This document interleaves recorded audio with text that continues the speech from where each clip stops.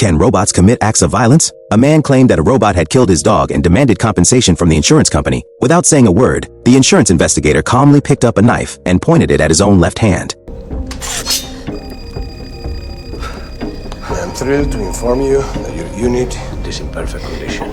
It's the only one in this kitchen who couldn't harm a living being, even if you forced him to. With that single move, the investigator exposed the family's insurance fraud scheme. In the future, robots had become an essential part of everyday life. While serving humans, they were also bound by two core principles. 1. They cannot harm any living being or allow harm to come to them. 2. They cannot modify themselves or other robots. This is why the protagonist was so sure the robot would catch the knife. But do robots really fear injury? Do they get angry? Do they think? The protagonist had always doubted it. One day, while patrolling an abandoned tunnel, a police officer discovered a public-use robot. It was supposed to be at a construction site, not here. Even stranger, the officer found the robot trying to repair itself. This directly violated the second principle. Without hesitation, the officer drew his gun. However, the robot made a gesture of submission, as if begging for mercy. Little did the officer know, that very action sealed the robot's fate. A robot shouldn't fear death. Soon, the protagonist was assigned by the robotics company to investigate the matter. He reached out to a mechanic he had worked with for years. The mechanic examined the robot's remains and found 25 parts that didn't belong to it. He told the protagonist that he had never encountered anything like this. It was as though the robot had modified itself. However, the protagonist was more inclined to believe someone had illegally upgraded the robot. By tracing the part serial numbers, he quickly tracked the parts back to a welding robot. When he found it, they locked eyes from a distance. The protagonist had never seen a robot look at him like that before.